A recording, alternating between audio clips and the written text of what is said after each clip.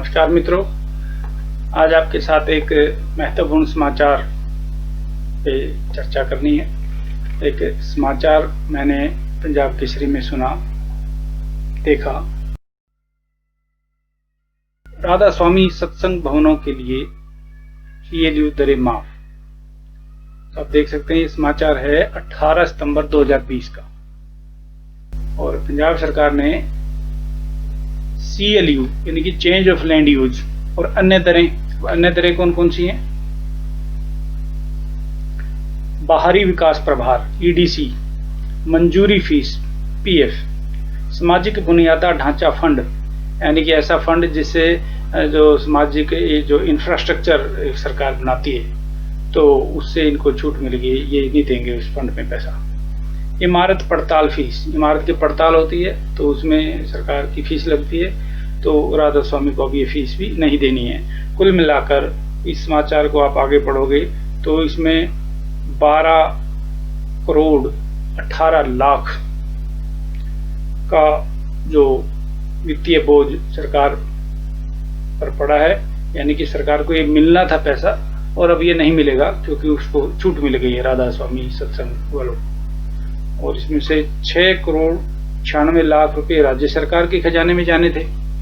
5 करोड़ 22 लाख रुपए जो शहरी विकास अथॉरिटी को उसको मिलने थे, तो वो कुल मिला के 12 करोड़ 18 लाख रुपए सरकारी खजाने में जो जाने थे वो इनको नुकसान हो गया है। तो सरकार ने क्या बताया इसके पीछे, ये छूट क्यों मिली है इनको?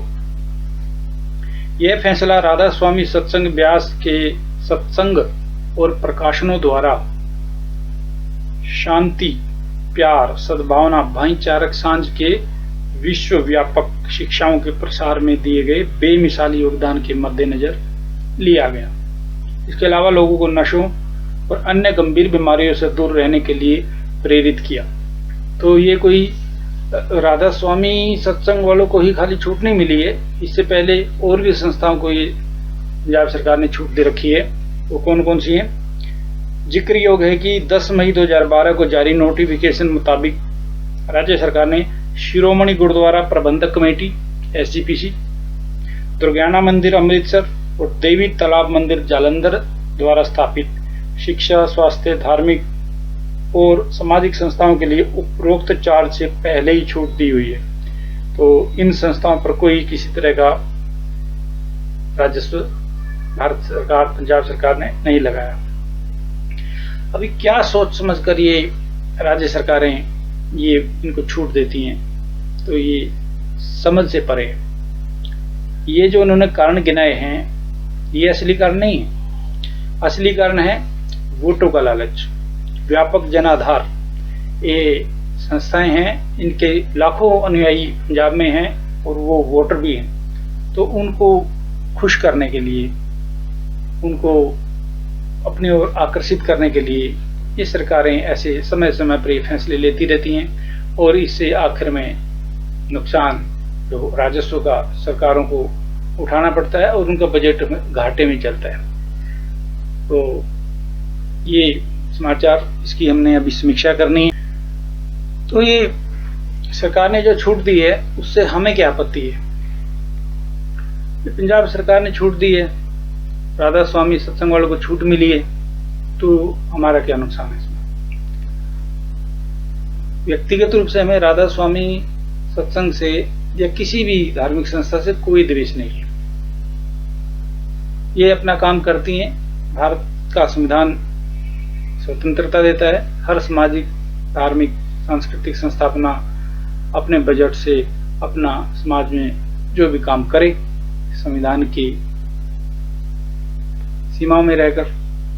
तो हमें आपत्ति किसी संस्था विशेष से नहीं है। आपत्ति का हमारा पहला कारण है कि एक तो सेक्युलरिज्म के खिलाफ है। सेक्युलरिज्म में राज्य अलग और धर्म या धार्मिक संस्थाएं जो धर्म का ही प्रतिनिधित्व करती हैं ये अलग अलग अपना काम करें।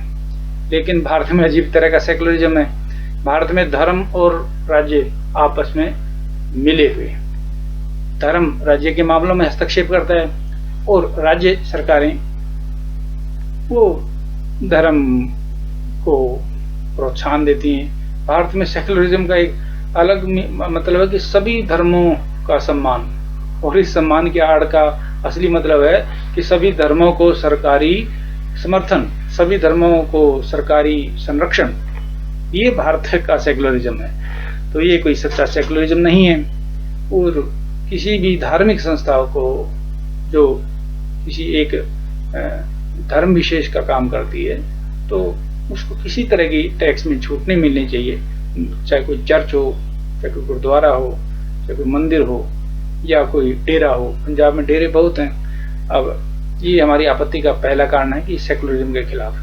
दूसरा कारण यह है कि सरकारी राजस्व का इससे नुकसान होता है। सरकारी राजस्व से ही विकास कार्य होते हैं और इससे धन की उपलब्धता कम हो जाती है। तो जो लोकल बॉडीज हैं, खासतौर पर म्यूनिसिपैलिटीज, उनको पहले ही पैसे की कमी रहती है, तो वो जो ये यहाँ से थोड़ा बहुत उनको जो आमदनी होती है तो वो भी ये धर्मों का सम्मान, धार्मिक संस्थाओं के सम्मान के वो बलि चढ़ गई। तीसरा हमारा आपत्ति का बिंदु है कि ये संस्थाएं कोई गरीब संस्थाएं नहीं है, ये सक्षम है। ये CLU, change of land use, और जो एक दूसरी फीस थी, ये दे सकते थे। ये 12 करोड़ रुपए के लिए कोई ज्यादा नहीं है, लेकिन सरकार ने फिर भी इनको ये छूट दे दी। तो ये ऐतराज योग्य बात है। अगला बिंदु है हमारा कि दूसरी संस्थाओं की ऐसे होड़ शुरू हो सकती है और ये सिलसिला फिर कहां जाकर थमेगा। ये तो अंतहीन सिलसिला बन जाएगा। अब पंजाब में खाली एक ही डेरा तो है नहीं।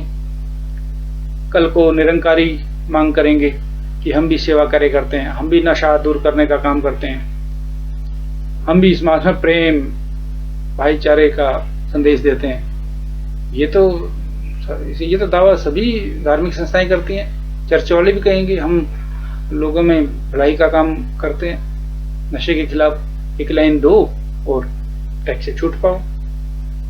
तो ये तो कोई बात ना हुई। तो इन सारी बातों के मद्देनजर ये हम पंजाब सरकार के इस फैसले की निंदा करते हैं और सभी जागरूक नागरिकों को अपना विरोध दर्ज कराना चाहिए और सरकार से, अपने जनप्रतिनिधियों से मांग करनी चाहिए कि इस तरह की किसी तरह की छूट भी इन धार्मिक संस्थाओं को ना दी जाए, और बल्कि इन पर जो वाजिब जो टैक्स है वो उनसे लिया जाए। कोई भी रियायत किसी तरह की इनको ना दी जाए। और खुद धर्म के नाम पर जो ये चलती है, नियमों के नाम का ये खुद दुहाई देते हैं, तो ये नियमों के तहत अपना जो भी टैक्स बनता है वो दें, कोई भी फीस बनती है वो दें। और एक आम आदमी भी अपना मकान बनाता है तो वो नक्शा की फीस अलग से देता है, रजिस्ट्री की फीस अलग से देता है। उसको किसी तरह की छूट नहीं है, जिसको छूट मिलनी चाहिए, जो छूट का असली हकदार है। लेकिन ये जो संस्थाएं हैं जिनके पास अथाह धन संपत्ति है और ये खाली धार्मिक संस्था होने के चलते ये इस तरह की वोटों की राजनीति के तहत इस तरह की छूट लेती हैं, तो ये कोई सच्चा सेक्युलरिज्म के तहत ये नहीं है, ये सेक्युलरिज्म का उल्लंघन है। बस मैंने ये बात आपसे करनी थी। धन्यवाद।